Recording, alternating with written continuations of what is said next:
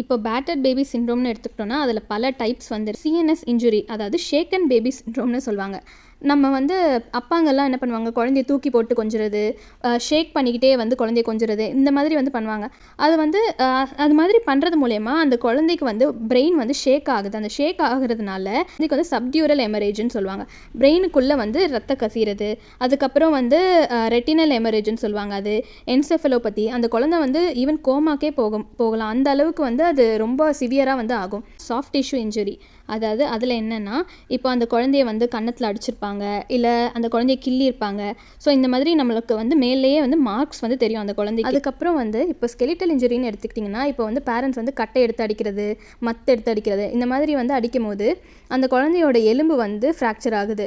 அதுக்கப்புறம் பர்ன்ஸ்ன்னு எடுத்துக்கிட்டிங்கன்னா, அந்த குழந்தைய உடம்புல வந்து சிகரெட் மார்க் வைக்கிறது, அயன் பாக்ஸ் வச்சு சூடு வைக்கிறது, இது மாதிரி நீங்கள் வந்து பர்ன்ஸ் மார்க் வந்து அந்த குழந்தைக்கு கிட்ட வந்து பார்க்க முடியும். ஸோ இந்த மாதிரிலாம் நீங்கள் வந்து ஏதாச்சும் ஒரு குழந்தையில அப்சர்வ் பண்ணிங்கன்னா உடனே வந்து அதை ரிப்போர்ட் பண்ணுங்கள், ஹாஸ்பிட்டல்ஸில் ரிப்போர்ட் பண்ணுங்கள்.